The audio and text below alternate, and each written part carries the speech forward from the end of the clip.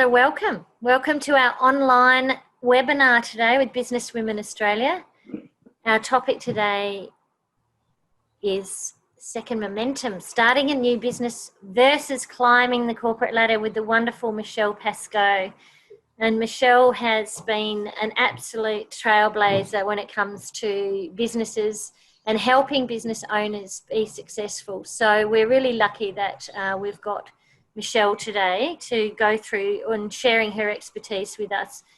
But before we actually do start, I would like to acknowledge our the land in which we are meeting today, wherever that might be. We're from all areas of Australia. I'm on the Whadjuk Noongar country, and it's sacred sovereign Indigenous lands that have been danced, celebrated on, and have been meeting places and food sources for our traditional owners for 120,000 continuous years before we arrived. And we pay our respects to all Indigenous elders, past, present, and emerging.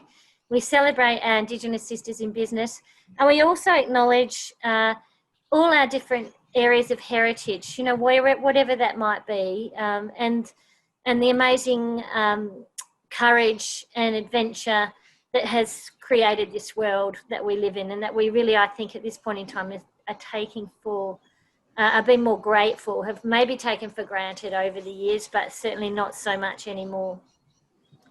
The rest of the world is looking at us with so much envy. Who am I? I'm Lyn Hawkins. I'm the National Director of Business Women Australia. I'm one of the founders. I founded Business Women Australia many years ago now. It's over four years ago with Jennifer Bryant, and I've now got on board, when Jen retired, I've got on board a group of leaders that are working with me. Donna Vincent is our head of accounts and finance. Kathy Smith is our head of digital marketing, and Jessica Schubert is our head of learning and development. We're actually really keen to hear more from you about what you want from BWA going forward. We're evolving all the time, and we're really excited about how Business Women is taking shape. So let us know what you'd like to see in terms of Business Women. Our vision is to create a place where everyone's valued and we can all contribute to the greater good. So, we really want to be seen as the number one collaborative group. And we use the word collaboration, I think, a lot without really, I think in general business, without really understanding what that means. And BWA is an amazing group in the way that we really do collaborate. We work out with our members how to co-create, and we get together behind the scenes and work out, what's going to be a really important message, what's the sort of information we can share, what's the best way of sharing it. And our members are the ones that we feature. We're not featuring celebrities, and we're featuring everyday extraordinary women who have amazing skills and knowledge to share, that are real women and are very generous spirited in sharing their knowledge. So our vision is to help each other, but our mission is to do that together, building that network of influence and creating opportunities to really increase that visibility of women, so that other women see all these amazing female leaders and go, you know what, if she can, I can too. I need to go forward, not backwards. So who's the collective made up of? Well, it's not just business owners and entrepreneurs, but also very much employees, directors, executives, managers, professionals, consultants, people starting out, students. And we have also, obviously, women who are on boards and C-suite, women that are in CEO roles and CMO and CIO roles. Real mix. I think the magic is really in the mix with Business Women Australia. And I want it to be a place where it doesn't really matter what your title or your level is. We're all really shared. What brings us together is our shared values, as we focus on these areas of leadership and business improvement and personal growth, influence and profile, and connecting, making friendships. I think it's really, actually, probably should be at the top. So when I talk about the values of Businesswomen Australia, this is really what does set us apart. It's being that sort of very courageous but ambitious group that are collaborating and open-minded about trying things, having a go. Some of the things we do don't work. Most of the things we do actually are starting to get a great momentum. And that's what I love about today's theme, is the second momentum. I think this is a time where a lot of people are thinking about whether or not they want to climb that corporate career, or do they want to go out and set up a business. So, you know, it's going to be a great topic today. Loads of benefits. I'm not going to go through all those. What I suggest you do, if you're thinking about becoming a member, just jump onto as many of these online webinars, get a feeling for whether or not you like it. Drop me a line. One of the great benefits at the moment of being a member at the classic level is you get access for free to all these Torrens University courses. They're short courses, you get a certificate at the end of it, but it's a great way to sort of checking out whether or not you've got an interest in an area, and also increasing your knowledge. And these are all sitting in our resources section. So those of you who are members, we've got loads of members on today, you can access any of these courses for free. For those of you who are on social media, please join our LinkedIn group. It's free to join whether you're a member or not. Follow us on our company page on LinkedIn. That keeps you up to date with what's going on. Make sure that you put your tab on your bookmarks for Businesswomen Australia's calendar. Keep an eye on what comes up there. Make sure you subscribe to our e-news. You do that through the website as well. Our Facebook page has a public page with loads of followers, thousands of followers, but our members are all a part of a private group, BWA members. We have a Twitter and an Instagram handle as well. So we would love you to follow all those things. And we couldn't do what we do without our wonderful collaborative partners. So Catco Enterprises and the team there look after all our digital marketing, our website, all our social media. Solo Accounts and the team there look after all our bookkeeping, working with Donna. Torrens University have been a fantastic new partner that we basically got online during COVID. We just announced, obviously, we've got the gorgeous Kylie Clark here, our winner of the 100% scholarship to Torrens Uni. She's doing her MBA. We had 19 amazing pitches for that scholarship, and we will be launching another one soon for the February intake. So if you know of anyone who's considering doing another degree, or doing their first degree, or who want to do a diploma, get them to consider joining BWA, because this is another great opportunity is for our members.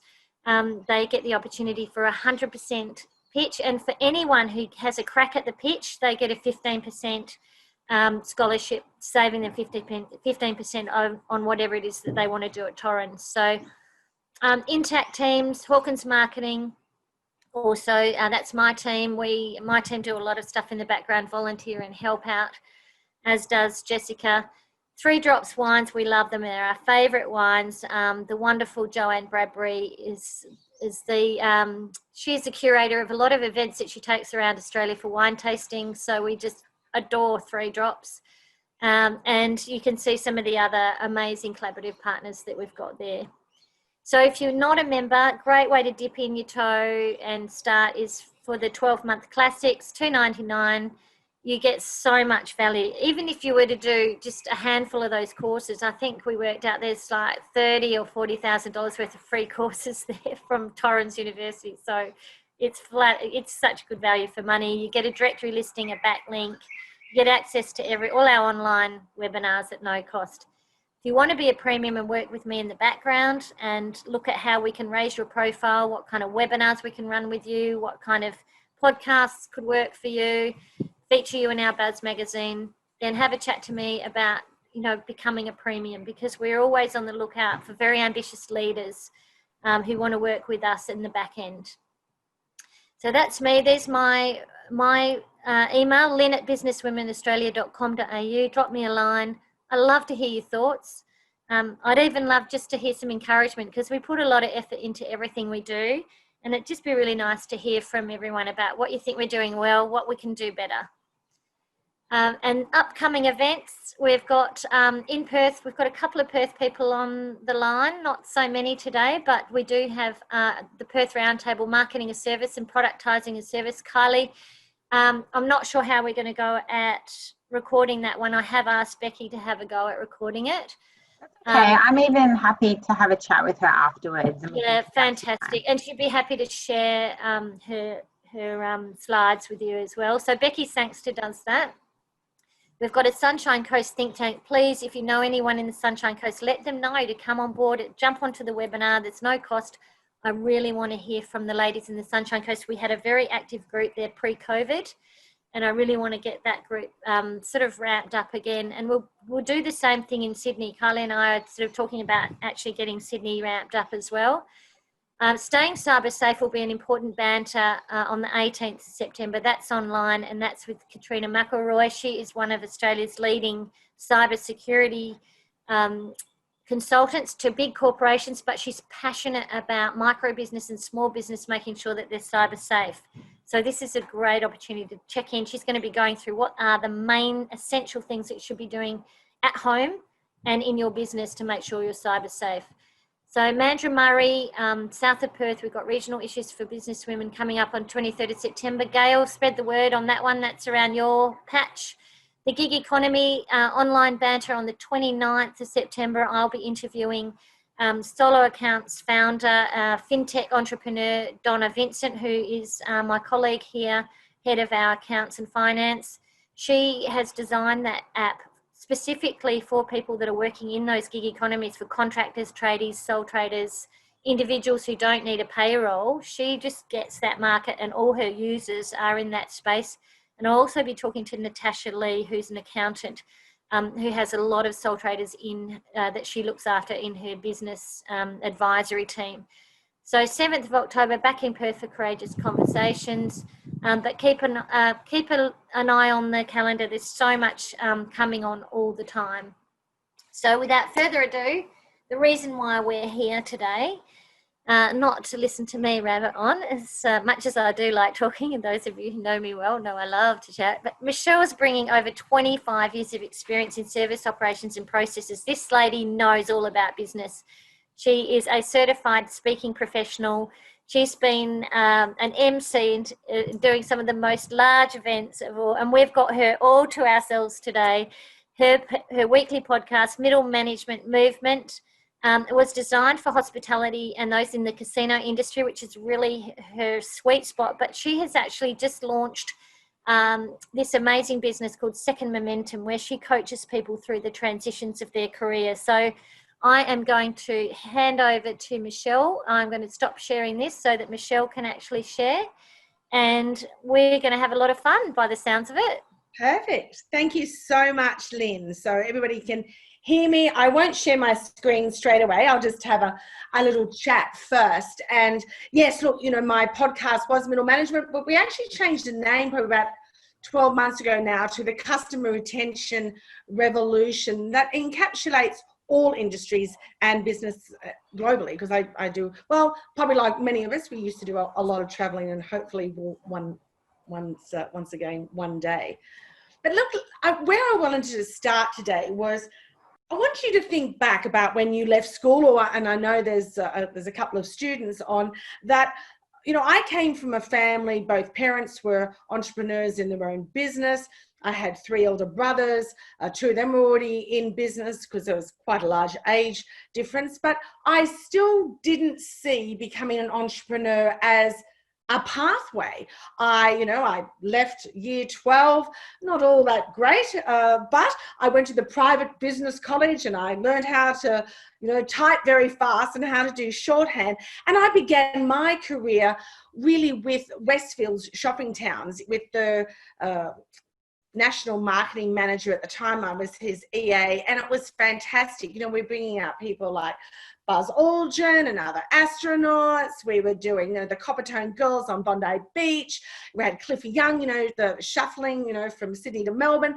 And all these things were happening. And I thought this was my world. It was going to be my world of becoming a manager over time, moving up from the EA secretarial, pool, so to speak. But over time, like, many of us, whether it's now or whether it's in the future for some of you, you meet that special person, you have children, you move around, which I did. And then things sort of came to a head in 1994. I had two very, very small children that I had the sole care of. My mother was terminally ill with cancer, and I thought to myself, I cannot keep traveling into Sydney every day, but doing the corporate role, even though I enjoyed it, and I'd certainly moved on from Westfields by this stage, but it was really, what was I going to do?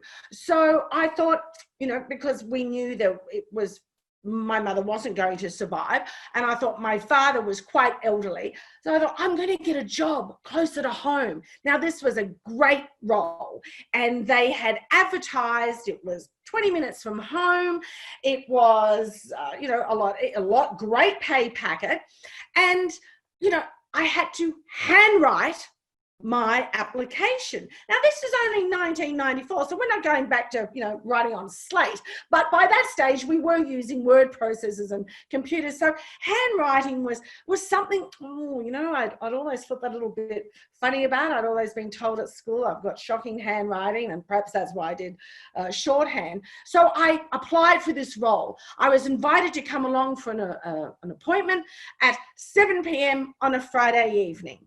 So off I trot. I leave the two children at home with my father looking after them. No mobile phones back then. And off I go, and I get to this place, and I'm thinking, look, this will be right. Now, by this stage, I'm 32, so I'm not a kid. And I walk in, and the gentleman meets me, and he brings me into his office, and he shuts and locks the door behind me.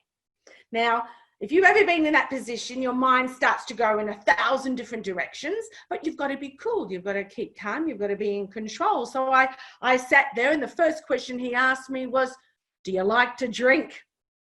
Oh, well, there's two ways we can go here. And I thought, well, I can't lie. That's, integrity is like my key value. So I said, well, yes, I do sometimes. Because he said, you must have been drunk when you wrote this application. He then spent 15 minutes ripping into me about how poorly written it was. And I sat there, I said, 32 years of age, and I felt like I was back in kindergarten, because all my belief systems had then just crumbled, and inside I'm thinking to myself, I always knew I was hopeless writing. What am I sitting here? What am I doing here? But on the outside, I kept my cool. I didn't fiddle with my necklace. I just let him keep spinning the wheels and thinking to myself, all I want to do is get out of here. But it was that moment in time, and realizing those beliefs that I'd held for so long, which I didn't even know were just under the surface, came about. So when I did depart, I got in that car, I cried all the way home, but I pledged from that day on that never again would I ever have anybody control how I saw myself, and that I could not work in an organization where my values were not congruent. So I'm very strong on values, and I think that's what drew me to BWA, that every member lives by the values that Lyn and the team have put together. Because that next day when he rang me up and offered me the position, I was confidently able to say, thank you very much, but no thank you. I did ask him why he decided to have that very unusual interview technique, and he said to me, well, working in this office as my EA, he goes, a lot of people come in and they scream and yell at you, so I wanted to see how you handled it. And he goes, you handled it really well. And I'm thinking, great, but that's not what you do to get the best out of an interview. And it was then I thought to myself, that's it. Corporate world is not for me. But it is for others. So I'm not here to say that everybody is going to have some horrific experience that is going to, put them in to becoming an entrepreneur. But it set my course straight away. So there I was, two small children, a mortgage to look after. What am I going to do? And I started my business. And from there, on that kitchen table, I now grew my business into a team of close to 70 employees. We do have a large mystery shopping company, research company. I created my own software, well, with a programmer, because I'm not that tech savvy in the background. But it was so interesting that what I had perceived back then as training people on how to be effective on the telephone techniques, how my business grew. And so what I want to go through with you today in the short time that we've got is really open your minds and think about what you're planning now, how much it will evolve over time. And my business evolved because I listened to my clients. I did things because they said, Michelle, could you do this? Could you do that? And I went, oh, it was never anything bad. And I thought, why not? Give it a go. And it got me stepping out of this feeling that I could be the typist, I could be the secretary, but I could be so much more. So I don't really like statistics. So people find that very strange, where I had this large research company. But I had to, and I loved convincing my clients, and some of them have been with me for over 2 decades, and majority of them are, older males, particularly back then, that have become good friends, is that I convinced them that stats aren't everything, that you can have a number for something. And this is what I want you to consider. When in your business, you'll be looking at figures, you'll be looking at different stats of how many people looked at your social media, who's like this. But what's more important is the qualitative research behind that. What are some comments? What are the comments that you're getting? We get so hooked up on just what that number is, and many people have net promoter scores and Lyn, marketing, and perhaps some of you others are in marketing, that it's important. You've got to have those numbers to benchmark, but always look at the qualitative research. What are people saying that goes with that stats? So I enjoyed having these, bantering conversations in the early years, as I said, particularly with male clients that were just really stats driven, because I love to talk, if you haven't worked all that out already, but I needed them to realize that they need to qualify the stats. So my journey began all the way back then. And as I said, it's grown. I now speak all over the world, and I love that, presenting on service. But what I've really enjoyed is those young kids back then, 20 plus years ago, particularly in the club industry and casinos, but registrars clubs, your RSLs and your footy clubs that were, first job out of school. And they were picking up ashtrays, and they've taken me on their journey. And they're now CEOs or operations managers, or some of them have even gone out of the industry.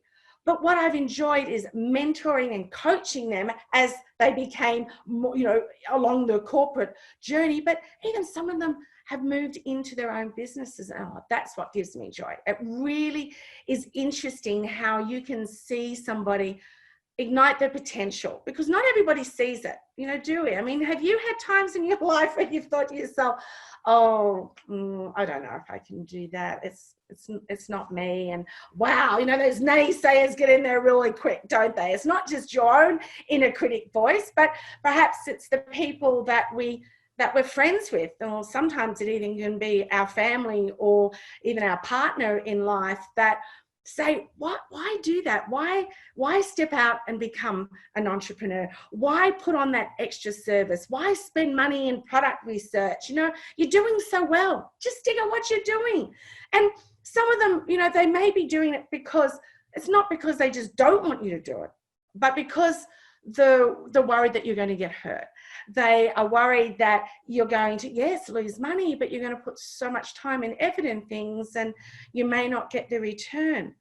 But what they don't see is the journey that you're going to be on in how much you can learn from that. And that's where research is so important. So I'm going to share my screen and I'm going to ask you a couple of questions. So let's see, we had a little bit of fun, Lyn and I, so let's see if all this just works. And where are we? Oh, Bob's your uncle. Here we go. Right. Perfect. So in this webinar, I'm going to cover why start something different when you've done the same thing for the last 10, 20, 30 years, and why it can be so fulfilling. Or, as I said, I know there's a couple of students there, or just people that are starting out in their corporate career, or even they're already entrepreneurs, is that you can do something different. And knowing your self-worth is so important. It's choosing the life you want and deserve. I've studied a lot in choice theory, and some of you may have done that with Professor William Glasser. And to me, it's so important that nobody can control you.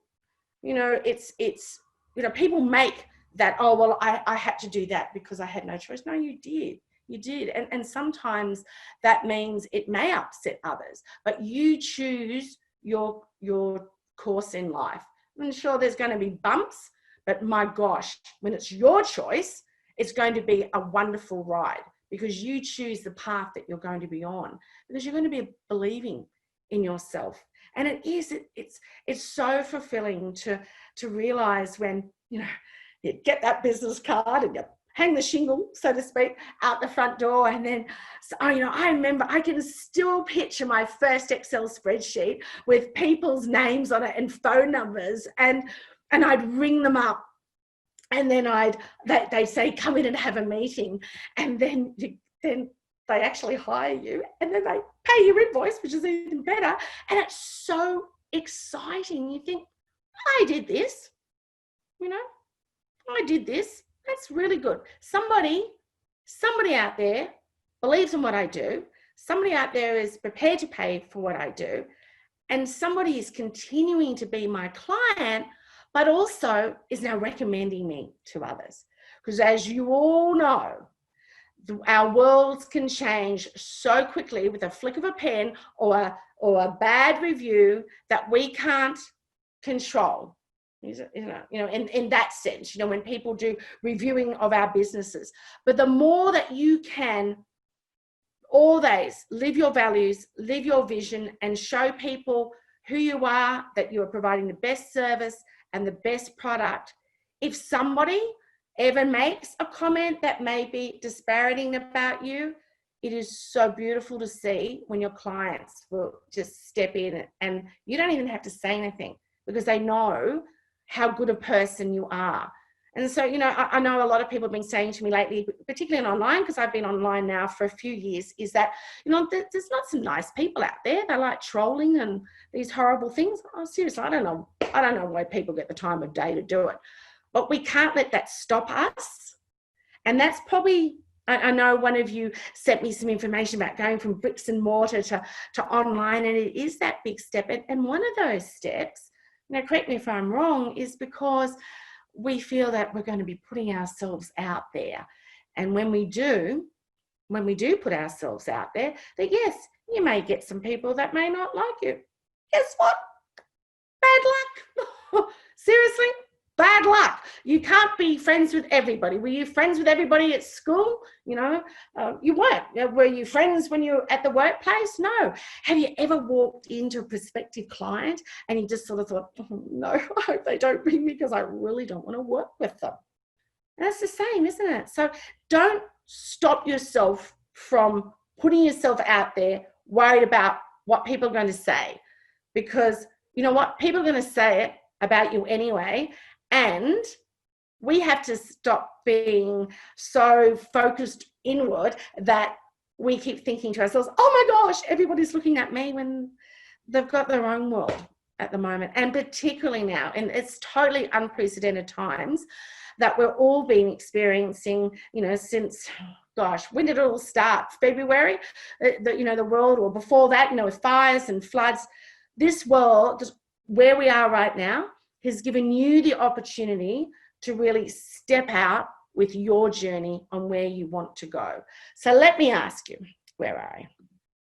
Oh, firstly, is this why you're here? You want a business and life that you choose, not what others tell you, or that inner critic? So in the chat box, I would love you to put that up there. Lyn, can you put the chat box up there on the side? Is that possible? Transitioning from, so what are you? You can know 1, 2, 3, or 4. Transitioning from the corporate world, solopreneur looking to scale up, entrepreneur wanting to pivot, or retired and see there's an opportunity for a business idea. And that could even mean not just retirement because of your age, could have been retired because of having a family, or perhaps looking after a loved one. So 1, 2, 3, 4. Now, how am I going to see this? I'm going to have to take it off screen share, won't I? Yes, I think. Where's the chat box? Ah, here it is. Okay, so what have we got? So Eva 1, Gail 2, 1. So around that 1, 2, 1. There's a few ones. Pretty cool. And 4. Karen retired of sorts. Oh, lucky you. But It's your choice, isn't it? You know, and, you know, when we retire from the corporate world or even from our own businesses, it may be that you just want to pivot. And that's what I've done. You know, I've been speaking overseas. I've had this team of 70. I've loved it. I have beautiful clients. But last year, it came to me, and it was, you know, a few months before I had the opportunity to meet Lyn, in bringing together Second Momentum and just saying, you know, I've coached so many people over the years, but more importantly, I just love just saying, you know what, I've built this successful business from nothing, but you need to know those steps and processes, because it's absolutely heartbreaking when you see people put all their money and their time and their life into something and they haven't planned it, or something, you know, like this come out of, you know, right, left field at us. But I don't want to see anybody fail. So that's why it's really important to go with somebody on the journey, and being part of BWA is part of that, which is fantastic. So I'll go back to my screen again. Here we are. So, all right, so we've got some transition from the corporate world, which is really cool. And that solopreneur looking to scale up. And this is the opportunity. It is absolutely crazy. You know, there's, what are those, gin factories? Is that what you call them? Or gin breweries that, you know, are making hand sanitizers. There's people that have just changed their whole businesses or added on service and products that they would have never thought of. But because of the situation we're in now, they've been able to expand. So perhaps that's you. So where's your mindset right now?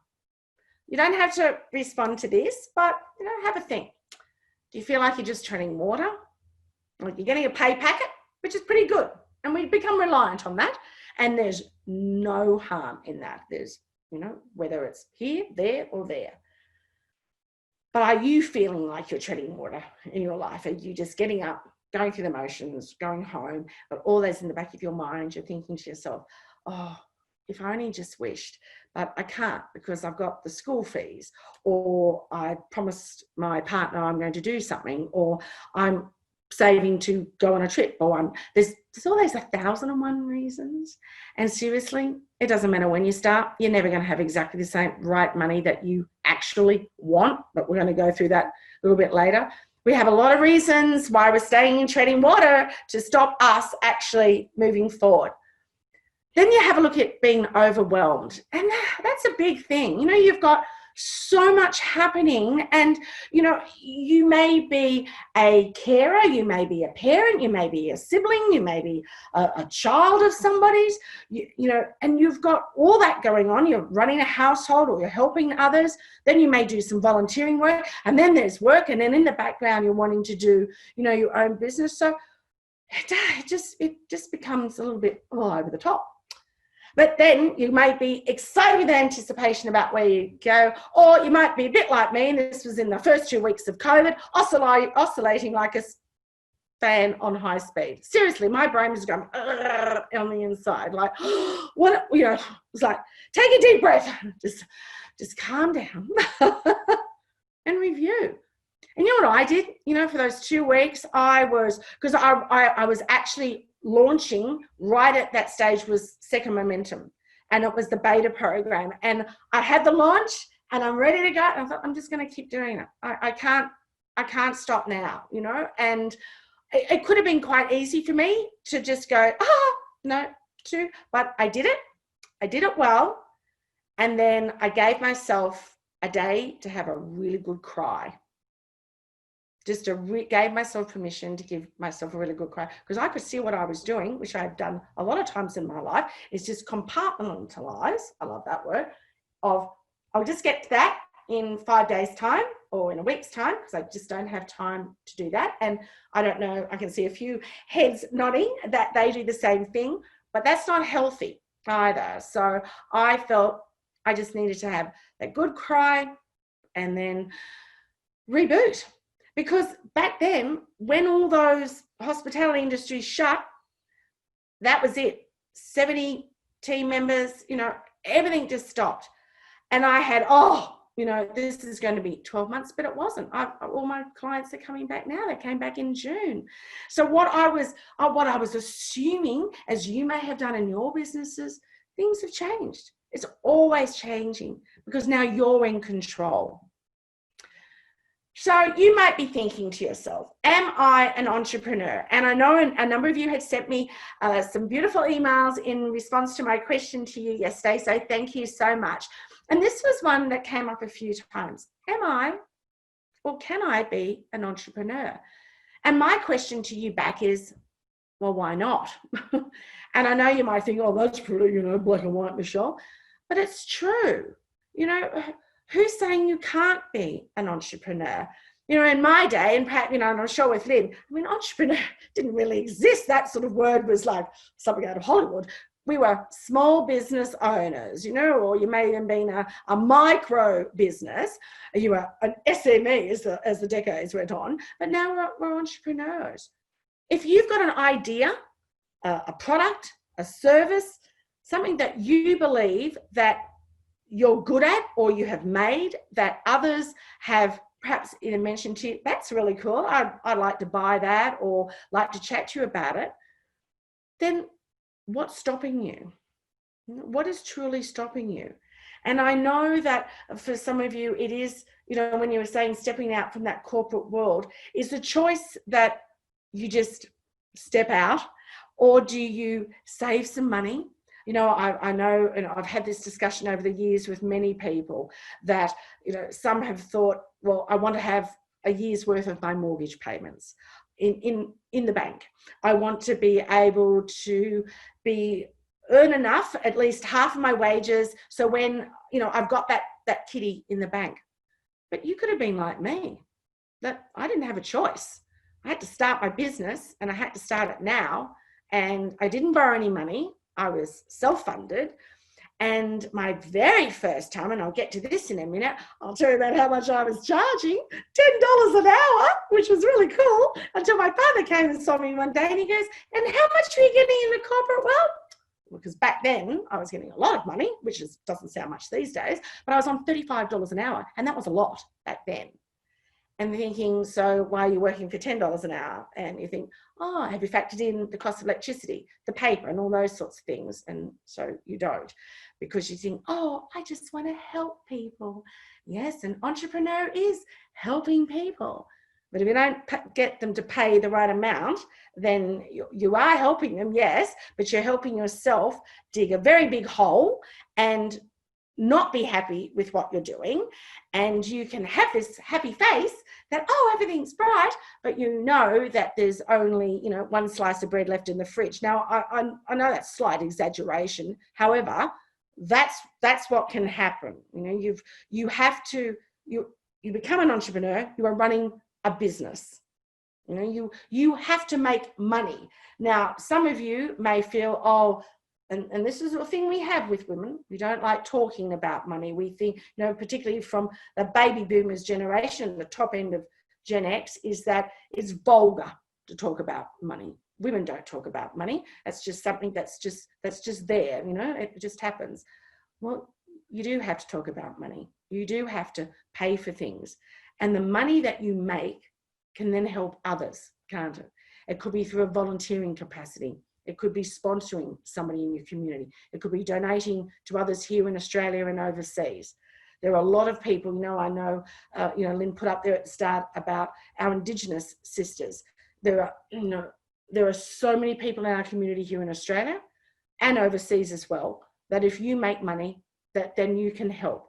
So to me, talking about money is not vulgar. Talking about money is actually ensuring that you will be here next year, 2 years, 3 years, and like Lyn, 30 years and 26 years for myself, and for others, I'm not sure how long you've been in business, but that's what ensures you to keep going. When you do have that, correct mindset about money. So when you think about yourself as an entrepreneur, I want you to ask that question, then why not? And what am I telling myself that's holding myself back? Because you can be an entrepreneur. It depends on what level you want to start.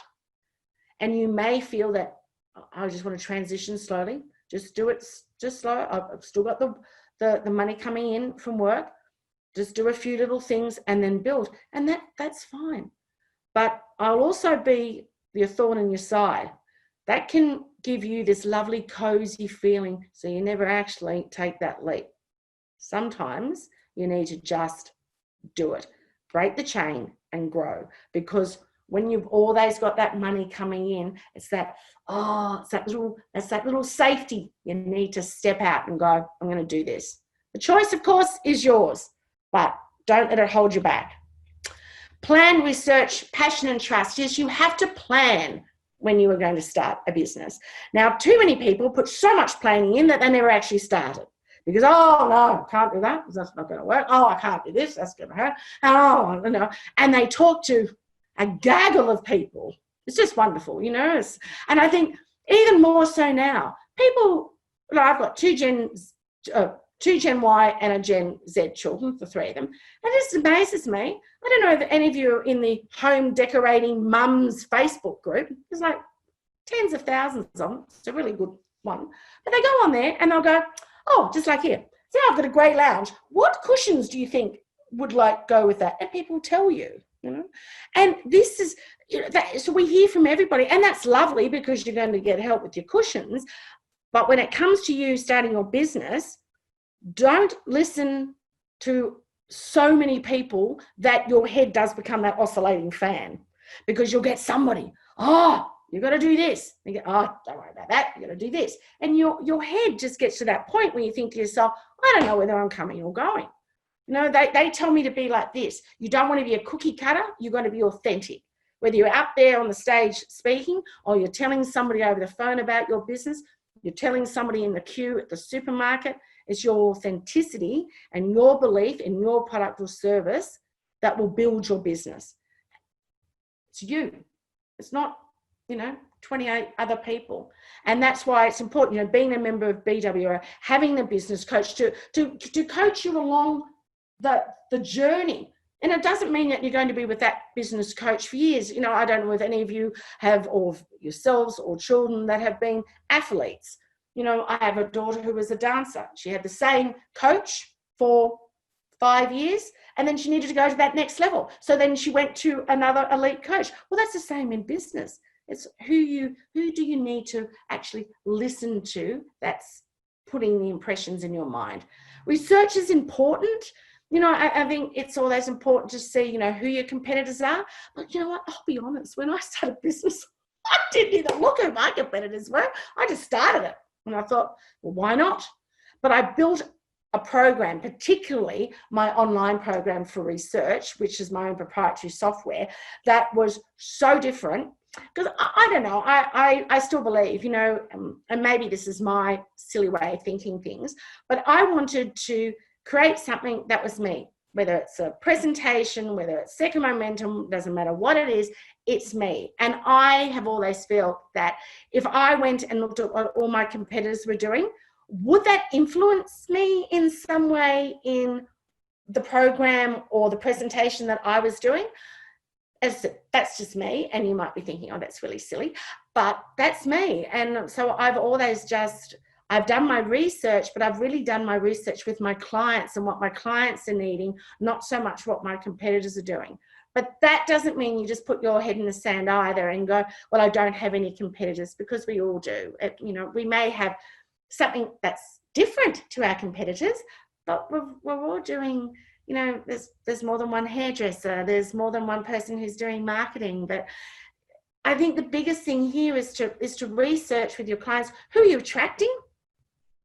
And what are they looking for? And I think marketing, I'm sure you would agree, Lyn, that the biggest thing is so many different facets of marketing. And sure, you could say to everybody, I can do everything, but what's something you love? Because like 90% of that could be, oh, this is dreadful, but you just love this 10%. And that's what I've seen with marketing people, is that, you know, they've gone into, you know, it may be just social media. It may be, you know, guerrilla marketing. It might be, you know, there's thousands of things with marketing, aren't there? Like there's so many different facets of it, you know, like website designers and, oh, the list is absolutely endless. It could be product packaging. You know, you could be all these things, but you'd never be absolutely fantastic at everything. You want to choose something that you love. And that's what I've done through research with my clients.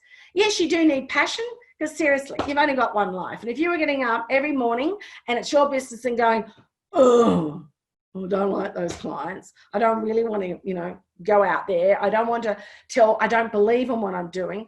Then that's not you. You know, like, life is too short. It's the same for people in the corporate world who, as I said, just show up. If it's not congruent with the way that you feel and your values, then there's another option. There is an option out there. Please don't stifle your life because you believe that, well, if I did that and I failed, people would think poorly of me, or perhaps you'd think poorly of yourself. You know, if you're passionate about something, you've looked at it, you believe in it, then just do it. Trust yourself. That's probably the biggest thing. You have to trust yourself. Not in a critic in the back of your head all the time. Just go, just shush. I trust with what I'm going to do. That's so important. Do you agree? Yeah, not head, hopefully. Managing time and money. Oh, that's probably the biggest thing. Managing time is not easy. But, you know, as I said, if you're running a household and family and you're already in the corporate world still and starting a business up, you have to make time. It's an easy excuse. Oh, I didn't have any time. And oh, yeah, I've used that excuse too, to myself. And that's because I've chosen to watch Outlander on Netflix, or I've chosen to have a nice dinner out, or I've just chosen to sit there and in a vegetated state watch something on television for 3 hours mindlessly, knowing in the back of my mind that, oh my goodness, I had to have something in tomorrow. So you have to manage your time. You have a diary, you have a journal, whatever it might be, and you put in it, without any ifs or buts, exactly what you have to do. You've got to plan it out. And it's not just about priorities. It's exactly like, if you're going to do, so when I launch Second Momentum, and when you're launching your business, you have to plan out weeks in advance. What are you going to do that first day, second day, third day? When it comes to social media marketing, that's a big thing, isn't it, Lyn? You know, with marketing, it's planning all those out in advance, because there's nothing worse, is there, ladies, than waking up in the morning and going, oh no, I had a podcast on I had to do today, or oh, what am I going to do on social media? I haven't washed my hair, I don't feel comfortable, so now I've got to do a live on Instagram. You have to manage your time, so there's no ifs or buts, but manage your time by also ensuring that you give yourself some time. You know, that's probably the biggest thing that's detrimental to us entrepreneurs, is that we believe we have to help, instead of just slowing down and say to ourselves, we need an hour a week. Is it a massage? It's getting your fingernails done. It's getting your hair washed by somebody and blow dried. Why not? This is not being self-indulgent, ladies. And that's probably something when I first started, like, oh goodness, you know, I couldn't get my hair done every week, you know, and that's probably coming from, you know, past generations of, well, you just don't do that sort of thing. And then you find yourself absolutely stressed out, and your body is starting to cramp up and is starting to tell you that things aren't working too well on the inside. So if it's, you know, meditation, is it journaling? I use Headspace when I go to sleep. I love reading books. I'm reading a beautiful book at the moment. Now, she's an Australian author. Oh, I hope I've got it right. It's Sophie Green, but it's all about the first women's book club of Fairvale. So it's all based in Katherine in the Northern Territory, and it's so good. Kate Morton is another beautiful Australian author from Queensland. I love her books, you know, The Clockmaker's Daughter, which is like, oh, you've really got to focus when you're reading it. But I do that at night. I go to bed, I read, and then I listen to Headspace, and I still haven't heard the end of it, because at some point in time I drop out. But I had to force myself to do that, because otherwise I'll be on my laptop, watching television, looking at the puppy, talking to the kids, you know, you know, trying to be nice to the husband after cooking a meal, and I just have no time for me. So that's what I want you to be writing down and thinking, what time you're going to mark out in that diary for you. And you know what? If you're in the corporate world and you put in there, oh, you know, I need, and we shouldn't have to do this, but I have heard that people look at your diaries because they're all online now. So you can't put in there in your corporate world, seeing the kids at a school presentation, or just taking an hour out for me. You've got to put the dentist, or you've got to put something in there, and it's disappointing that you have to lie about it. But if you have to put something in your diary that's going to be seen by others to ensure you get that hour of time a week, and it may even be even just sitting in your office with your door shut or going for a walk around the park, then whatever it needs to be put in there so nobody says, what are you doing? Or they take it out and go, oh, that's nothing. We'll just whack in a meeting because, good old Michelle wasn't going to be doing anything anyway. You had to be in control of it. And I'm sorry, I don't like lying. I don't think it's a lie. I think you've just got to ensure that you've got that time to yourself.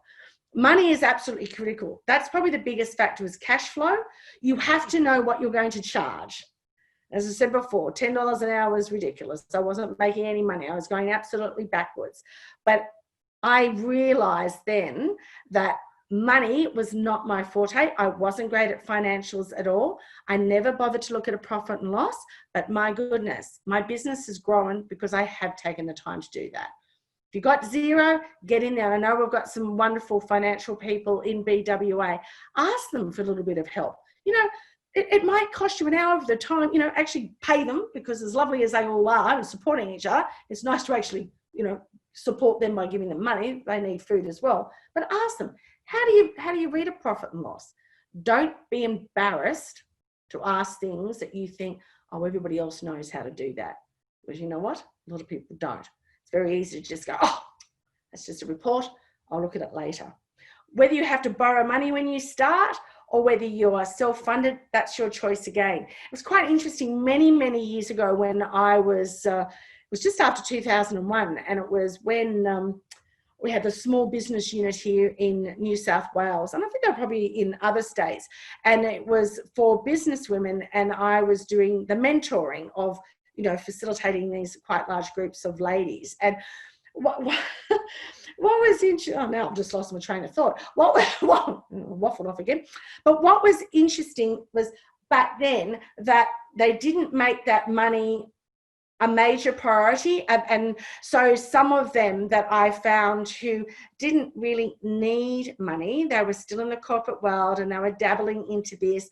They didn't focus on actually being a true business because they didn't believe they needed the money.